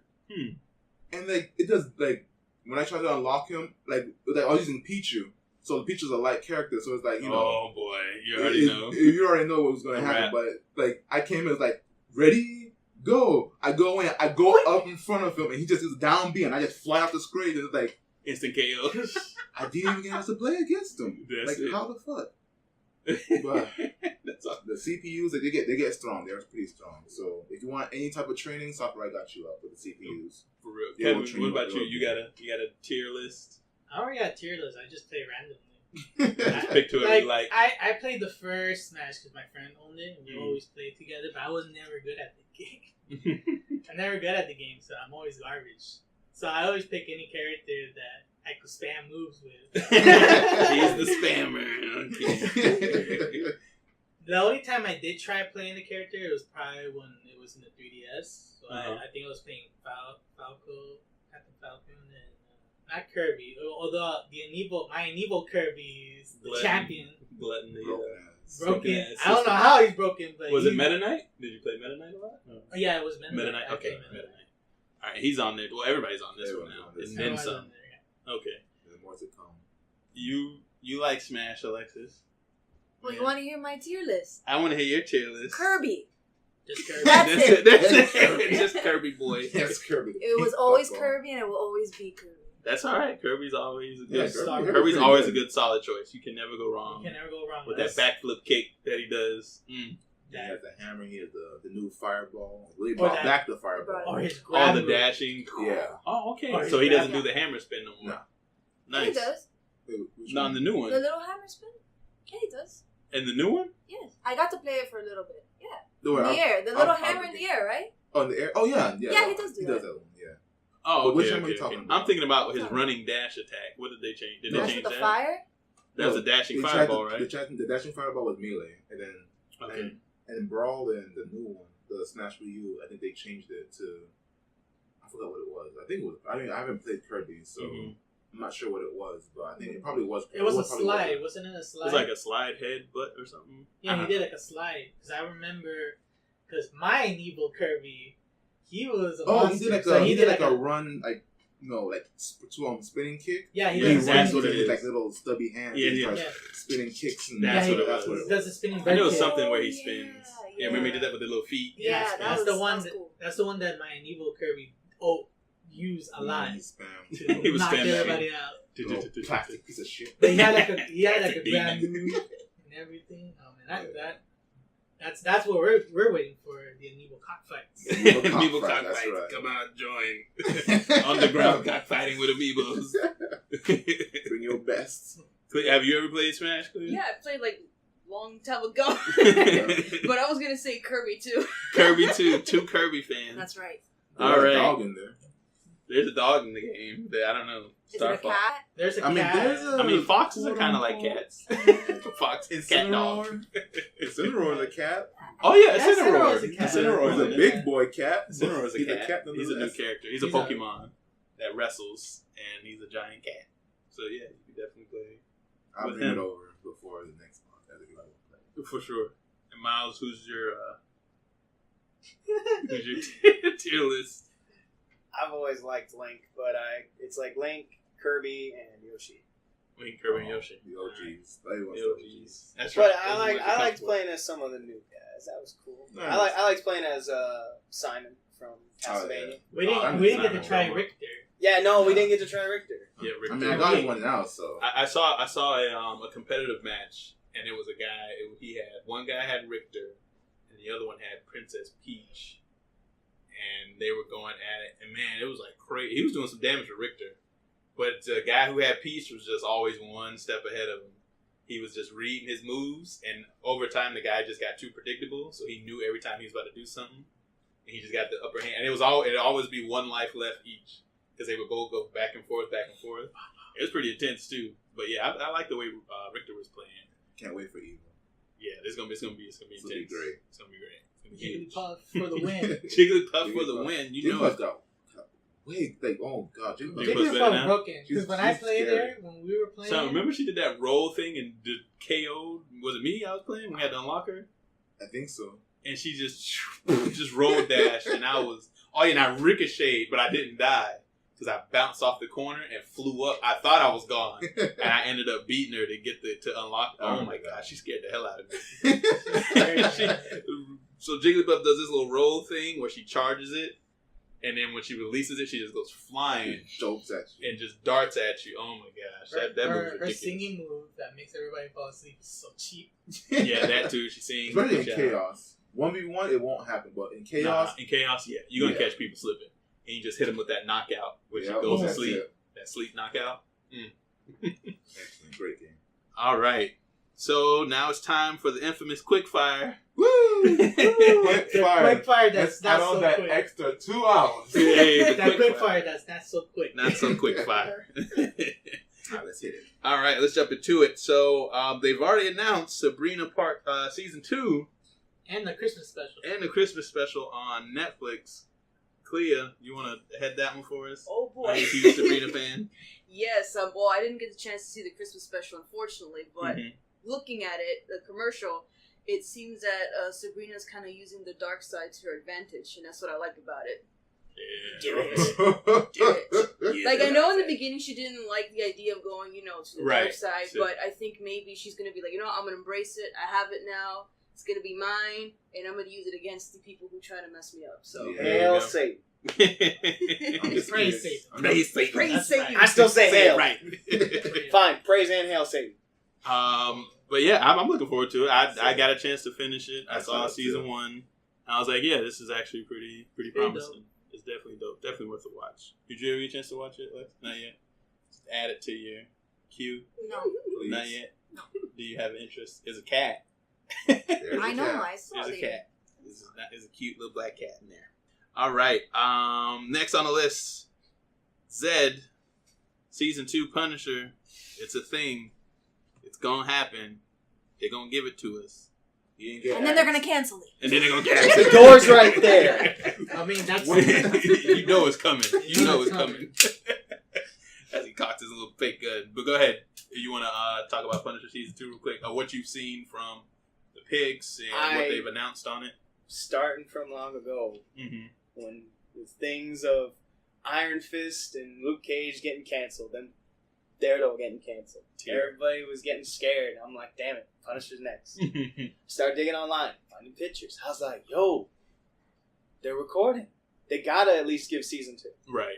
So then I keep digging and digging and digging. I keep finding more photos, leaks of season 2, and then I saw that one screenshot that Jonathan Burknell posted. That he posted. 2 MP5s going at it, doing his classic. And I was like, season 2's coming. Then they drop a teaser. Yeah. Once they dropped a teaser, we was like, hey, this is it. It's official. It is happening. I was literally in a room, people were talking. I yelled, shut up. Everybody looked at me. I was like, you want to get a fist in the face? You shut your mouth. Watch this teaser. I'm like, okay, now you can talk. There you go. So just the rumors I'm hearing is they were going to cancel it, but they had already filmed over half of it. Right. So they worked a deal out.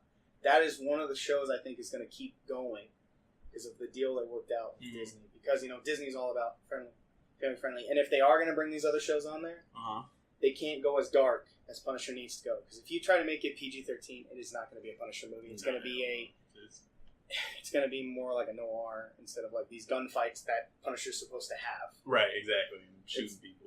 It's like you can't take the gore away from Punisher like you did with Venom, the movie Venom. Right, yeah. You can get away with it in Venom, but if Punisher, the fans are going to be like, no, you can't do that. Yeah, it's not going to feel right. It's going to be super weird. It's going to be like, wait, didn't he just shoot that guy? Where's the head? Yeah, but another sucky thing, too, though, is that they have this contract now where, like, they can't do anything for, 2 years? Yeah. So now that they got rid of Luke Cage, Daredevil, and Iron Fist, they're, like, just stuck in limbo for 2 years now before we can see anything come out of that. And that's going to suck, because that doesn't mean guest appearances. Okay. They probably consider guest appearances. They just can't act as a main character. Right, they can't do side characters as guest appearances. But still, 2 years is a long time, dude. They're going to find other jobs. They're going to move on. I don't blame them. It is what it is. They're just going to have to end up redoing everything over again, which is really going to suck. But again, getting back to the point, it wasn't like everybody wants to blame Netflix. I do blame them for that. That part, yes. But they wouldn't have lost the job if Disney didn't screw them over. So that's what happens when you give one company too much power, but that's a debate for another day. Next, through the grapevine, we're hearing that there is a Plastic Man movie happening. And for those who don't know, Plastic Man is a old school DC character. First of Pacific Comics in DC. Right, first from 1941. There you go. Definitely old school. He's been around for a hot minute. Way before Fantastic Four. Way before Fantastic Four. But yeah, so this is something that they're just gonna be like a comic. I think Clea, you were reading an article on this. You introduced this to us. Yeah, I was reading something that supposedly they're gonna add him in. I also heard that in the past they were actually planning on making a movie, but it just got cut because I don't know, script got passed around, and I don't know, it just didn't make sense, and nobody knew what to do with it. Yeah, nobody knew what to do with it, and it just got cut. But then now they're making it, and I'm actually happy that they're making it now because of the technology. Right, they a lot more they can do. Exactly. Make it make sense. Because who was it going to be before? It was Keanu Reeves. Yeah, I was hearing a video that supposedly like Keanu Reeves and David Tennant or something like that. It was supposed to be in the original. Like they were signing up for like some Plastic Man movie, but then. Right, it got cut. They were like, yeah, this ain't gonna work. Keanu Reeves is a Plastic Man. Could you imagine? I don't think I've ever seen him, except for maybe like the Bill and Ted Adventures. Yeah. But even still, he was kind of like a stoner California dude, so it wouldn't have worked for Plastic Man. Dude, what's going on?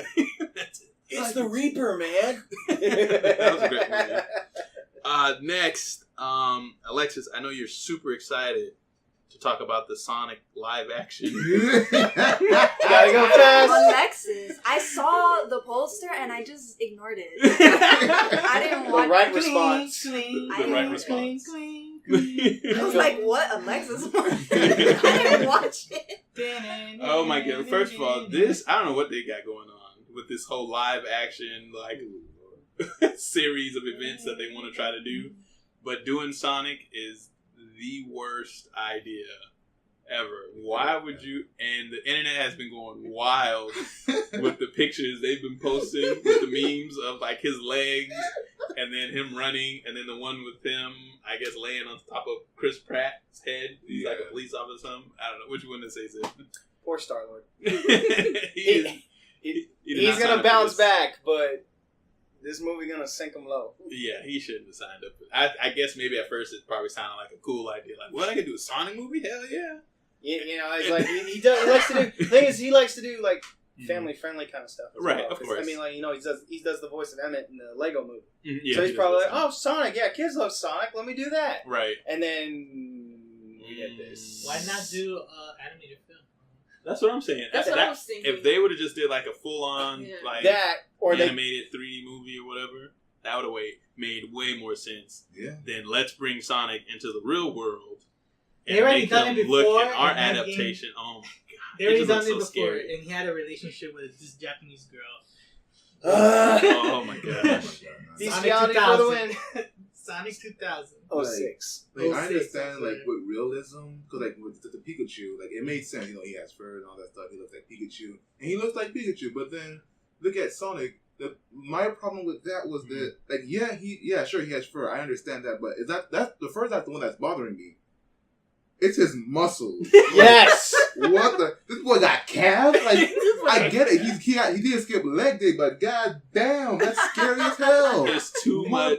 No, this is what I was saying. Like, they should have just kept the original looking Sonic cartoon, you know, long, thin leg, and then just put fur on that. We would have been fine with that. But no, we get this abomination. Right. I am the sunken nature. I will outrun you.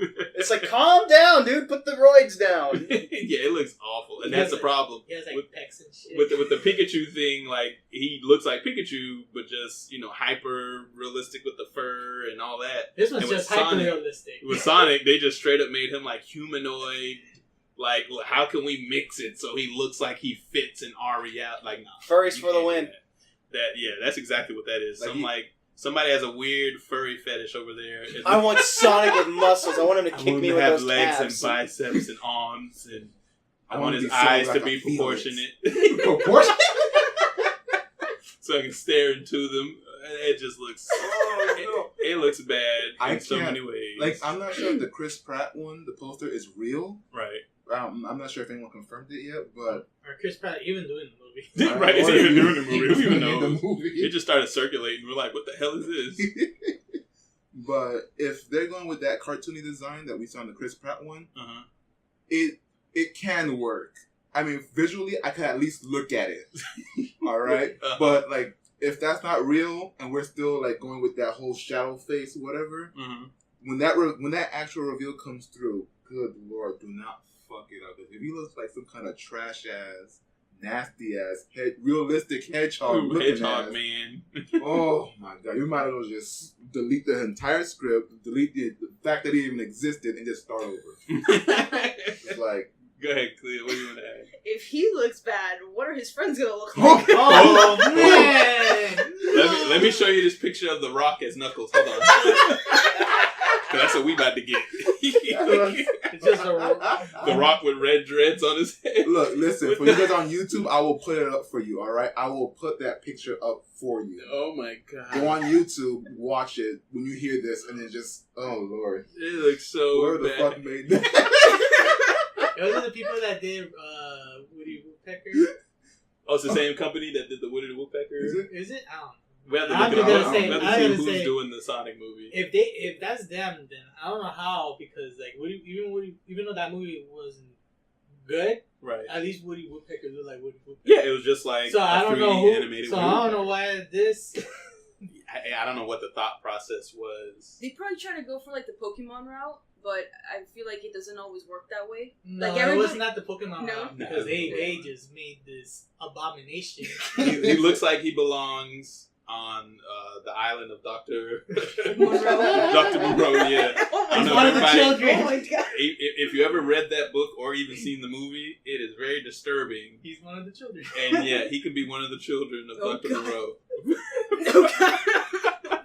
Or if you watch somebody Rick should and make that. Somebody should make that. Or you watch Rick and Morty. Or watch Rick and Morty. Or Mike Tyson's Mystery. They make exactly. Yeah, they make fun. They make references to it. Somebody needs to make that meme of putting Sonic on the island with all the other mutated humanoid animal people. I would love to see that. That'd be great. Have his legs kicking up with the view of the island. They all say, "Father." Father, yeah. Oh goodness. What's next here? Doctor Strange 2. They've confirmed it. It's gonna happen. Woohoo! They're gonna film it. The original Sorry, director, Guardians. Scott Derrickson, I think, is going to be the one who's going to direct it. So. Oh, is he? Yeah, okay, cool, he's the one who did the first one. Who did the first one? All right, so we definitely got something to look forward to. That's going to be nice. I wonder, did they say who the main villain was going to be? Is it all still kind of guesswork? Yeah, because I've been reading around. People say, "Oh, they want to bring Nightmare." Yeah, that's what I heard too. I think it'll be a good idea because they can make it like a horror movie and make it just go all out and maybe be Marvel's first scary. Psychedelic. Yeah. I mean, they probably won't make it that horror. Scary, but yeah, they can definitely make it dark enough. Yeah. Still has to be psychedelic. Still has to be psychedelic. So don't take drugs when you watch it. Yeah, please don't. Do not take drugs while watching this movie. Tripping balls watching that. You're gonna be like, man, you're gonna be like that cat on that stupid shirt where he's looking in the galaxy and his eyes are all black. Just staring. Just like, what is that? So that's interesting. That's something we have to keep a lookout for and see what other updates they release for it. Any actors. What's the guy? I'm drawing a blank right now, but I know he was part of the Academy with him in Doctor Strange, the black guy. The Mordo? I think he might be the one. What was his name? Mordo, yeah. Mordo. So, doesn't he become a Doctor Strange villain? Yeah, he does. So wouldn't he? I mean, I would think it would make sense to make him the villain. Go ahead, Zed. Because if you see in the credits for the Doctor Strange movie, you see him take the power from that one guy. So I think it's either going to be like what you said, Nightmare. He might team up with him, or he maybe because this is kind of what they're doing with the movies now. He might become Nightmare, which would be interesting. But they're not sticking straight to the comic books. Right. We see that. Cool. Right. Yeah. Because with all the characters and all that stuff. But a lot of origin stories from the characters. I think it'd be cool if he works with Nightmare. That would make a lot more sense, and that would be cool. But you know how they are; they might just make him Nightmare. Might just merge. Or they could just do the whole series with Doctor Strange going back in time and meeting Ben Franklin. Oh my god! And Ben Franklin has sex with his girlfriend, and then we bring Deadpool, and Deadpool meets Ben Franklin. And with Doctor Strange and Ben Franklin and Doctor Strange have like a history. He's like, yeah, we have a history. I fucked his girlfriend. Yeah, that's true. That's crazy. Yeah, they should do that, Disney. That'd be a great movie. I'm all for it. I wish I don't know if they'll do this. It might be too, deep into the comics, and they probably don't have enough time. But to me, I think they should add Shuma-Gorath as the Doctor Strange villain. But I know he's on a whole nother level when it comes to like intergalactic beings. Yeah. It's like if they're gonna bring Fin Fang Foom. Right. And Shuma-Gorath is one of those villains that like kind of breaks reality type deals. So it might be too heavy to even think about that. But it'd be cool if they do Shuma-Gorath. Some people even want like Dracula to be in the movie. I mean, Dracula. No, yeah, he fights Dracula at some point. He does fight Dracula. Hey, then they could bring Blade. Hey, now we got Blade back. Let's go, Wesley. I know you out there waiting for this moment. I know you want to do it. All right, and then last on the quickfire, the Monster Hunt upgrade. So they got all this great DLC coming out. They free, how it should be. So they're giving us a whole new map from what it looks like, Iceborne. It said. So we're gonna get that ice map, and I kept saying, I was like, man, they should totally give us an ice map, because I remember in the other Monster Hunter games that was just one of those areas where it was like super difficult, because then you had to worry about freezing, you had to worry about the like when you transition to the other stages, and then the ice monsters, kind of like when the other levels of Monster Hunter already. Yeah. And you have to worry about because you starve faster in the snow. Right, you get hungry a lot quicker too, so definitely. So you have to eat constantly when you fight in the snow. And any guesses on what that monster was at the end? Because there was like some red eyes that kind of flashed. It's probably most likely because they're doing like a whole new thing. It might be new monster. It might be a new monster. It might be that. It might be that. What's the one that looks like a cat? What's the cat-looking monster? Oh, that dragon, that demon dragon? The saber-tooth one? Not the saber-tooth one. The other one that looks like a black cat Oh. And it has the pointy ears. I can't think of the name of that monster right now. I would have to Google it up. I'll put that picture up too on YouTube. Yeah, but whatever either that monster or it could be the saber-toothed one because it does that spinning, that tornado attack. Yeah. It could be one of those two. I'll bring back the shark. Oh, I hate finding that shark. But he has the greatest parts for the He charge does. blade, man. He really does. But God, I hate finding that thing. They could bring back the sperm monster. Oh my god! That's what I mean, that wasn't it because it didn't have eyes, right? No, it wasn't that. But I mean, they could bring it back for like the DLC penis head monster, which is based off like an old like Japanese like demon that has something to do with your dick. Man, it's weird. Let's get that out there, y'all. I know that story. You can find that. That's a monster. But that is a monster. Monster Hunter. It has like this weird worm-like face that stretches. It looks totally nasty. And like one of its attacks is it has like slime that drips off of it. And it climbs up in. It's in every way, shape, and form some nasty hentai creation that they snuck in there. It's Japan. Guys. It's Japan. Please, so we'll leave it at that. It's Japan. You know what they do. You know what they do. We ain't gotta explain. Oh, they could bring back that. Play Marilyn Manson while it shows up. From the, Jesus. From the 4th game. Which one? Which dragon? The big long one that look like those Oriental dragons that people have tattoos on. Oh, okay, yeah. I forgot what's his name, but it's like the big long dragon. Man, we can't think of all these names. They have so many weird names. I can't even think of half of them. But you know what I'm talking about, right? Really it was like a sea dragon, but like they could make him like a winter dragon or something. Oh, okay. I know what you're talking about. I can kind of picture it in my head. But on top of that, with the new map and everything, they're going to add new armor sets. Of course, you know that means new palicos. So your cats are going to be looking super cute. Alexis. Extra crisp. Has some cute kitties. Irish is going to get a new makeover. That's right, all that. And then on top of that, they also featured a teaser trailer for my boy Geralt of Rivia. Hey, my boy too. The Witcher, that's right. And he's going to be in the game as well, too. And they even had a little scene where he flew through the portal. And came. So I don't know if this is going to be like a story thing they're going to do. Or are you Geralt? I would think so. Are you Geralt or you're meaning Geralt? That's what I want to know, If I'm Geralt, I'm going to lose my shit. You're him, right? I'm pretty sure you'll be him. Well, why feature him if I can't play him? Exactly. And he doesn't have a palico, so he's badass already. You remember? Give him Roach. Give him the horse. Yeah. Give him the horse travel around. That'd be dope. Ride a horse through Monster Hunter. You remember when they first released the game, you could play as that, I'm sorry, I forget her name, that character from Zero Dawn. Aloy. Yeah, you could play as her. Which I still need to play that. I hate myself for not playing it yet. I own it. I just haven't played it yet. They did Dante from Devil May Cry. You can unlock the skin for that. Which Dante? Do 3. Okay, good. You can do Ryu from Street Fighter. Ryu that was another skin. And Sakura. I bought the Hadouken. $2. It was cheap. Those things were cheap. $3 for a Hadouken. All right, fair enough. $2 for a Hadouken. And it's my choice. It's my choice. Right, everything else. Not a loot box. Right, it's a cosmetic. If you wanted to buy it, sure. If not, don't. It's not really needed. So. Right, it's not needed. And then they had the little Mega Man skin for your palico. Yeah. That was cool. And it runs around, shoots the little shooter, the little pea shooter. You're gonna have what was cool is like hair is free, like to customize your character. So they probably have new hair because after looking at the cutscenes at the cutscene too, characters they got like new hairstyles and stuff. So. Yeah, those armor sets look pretty dope too. So looking forward to that. That's right. So you probably get your afro. I hope so. Please give us the afro. Please give us afro. There are black people in America we can. Give us afros. We don't have purple hair. No. We ain't got spiky long hair like you got. They got the green color. Green, all that. They got some not dreads. They got no, they got cornrows. They got the cornrows. But it's like half cornrow, half long. Yeah, but they're like white cornrows. They're not. Yeah, but that's for like right. It's not. Yeah, you have a black fan base. Just saying, you know. You have a black fan base.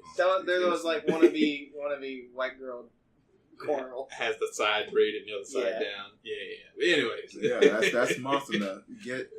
Dust off your case and get that lotion ready. Yep, it's coming through in right. August. We're going hunting again? In August. And that is a great way to keep people invested in the game. Yeah. It's doing it like that. Let them play it. It may die down a little bit, but then you hit them with something big like this. Because it's definitely, to me, I know I'm going to play it when it comes out. Definitely. When they do this deal. Definitely. So this is how you draw them right back into it. I didn't do the Bahamut for Yeah, the bomb for. Oh, that thing is ridiculous. Yeah, I didn't do that. So talk about ridiculous. I tried to do that with Roberto. Ridiculous. That's all I'm gonna say. Hands down the hardest monster. Hands down the hardest monster in the game is the bomb. From 5. Like you need a certain team. team. And you need a smart team too. Don't we have people running around just shooting and doing bullshit? You need a healer. You need a tank. You need someone that's going to do the aggro. You need someone that's going to be the range. Like, it's set up to fight him like an RPG game. Exactly. Like, you have to be tactical. You can't treat him like the other monsters. You got to be smart because he will end you real quick. Get rid of all them little 2-3 lives, wherever they give you at the beginning of the match. Those will go real fast. But other than that, that's it, y'all. That's it. We have wrapped up another episode of Six Frames Podcast. Yep. Episode 7, guys. Episode 7. 7-Eleven. Where's my Slurpee? Wrapping it up. It feels good. It feels great. Sup, guys? Lamp here. Thank you for listening to Six Frames Podcast. If you like what you heard, consider subscribing to our YouTube channel at Six Frames Podcast. Don't forget to click the bell for notifications. If you want to talk directly to us, feel free to email us at sixframepodcast@gmail.com. That's sixframepodcast@gmail.com. You can find us on Podbean and Apple Podcasts. Don't forget to subscribe and rate. You can also follow our artsy asses on our social media platforms, Instagram, Twitter, and Facebook. Take care and stay wild.